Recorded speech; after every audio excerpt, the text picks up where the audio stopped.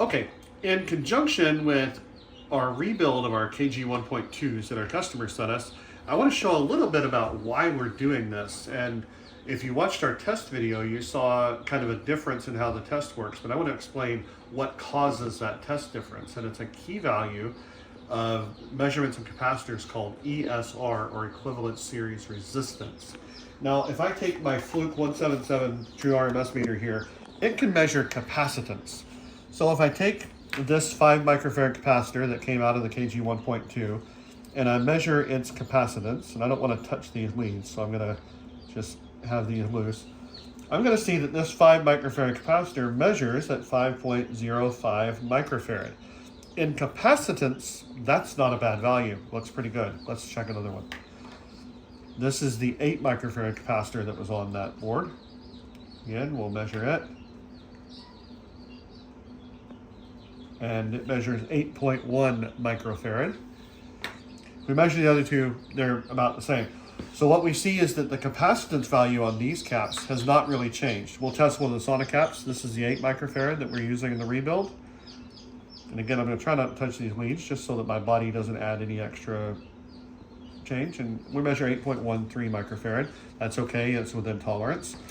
Now, what I want to show you is the difference if we measure with a meter that can measure ESR. This meter can measure capacitance, and that's great, but it's not measuring ESR. ESR, equivalent series resistance. So this is an LCR meter that can measure ESR, and these are called Kelvin leads. They're a special low resistance lead, so that when we connect to this capacitor here, this is the 5 microfarad that we tested earlier. We'll connect on here in these gold-plated leads, and what we'll find out after the meter reads is that we're at 5.01 microfarad, which is fine, but we're at 0.2 of an ohm of resistance. That resistance changes the way the crossover point works in the speaker. So let's look at the other cap, for instance, the one we replaced it with. So here's the 5, take it loose.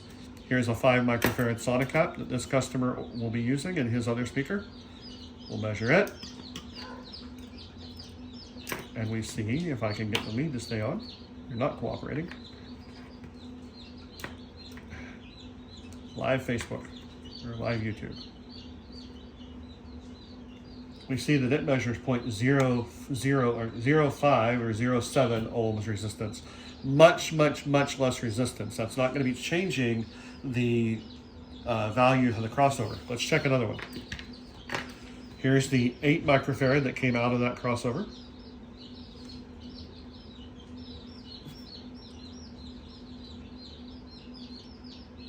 Again, we measure 8.04, 8.03, that's a good amount. We have 1/10, almost 2/10 of an ohm of resistance. Let's look at our 8 that we're replacing with here.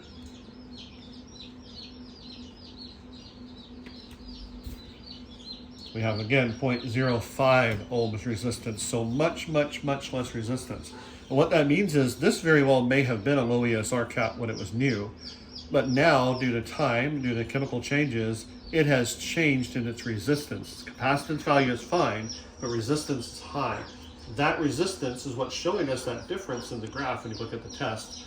And that's going to be adding in some cloudiness or some inaccuracy in the audio, particularly between the high frequency and the low frequency as you listen to the speaker.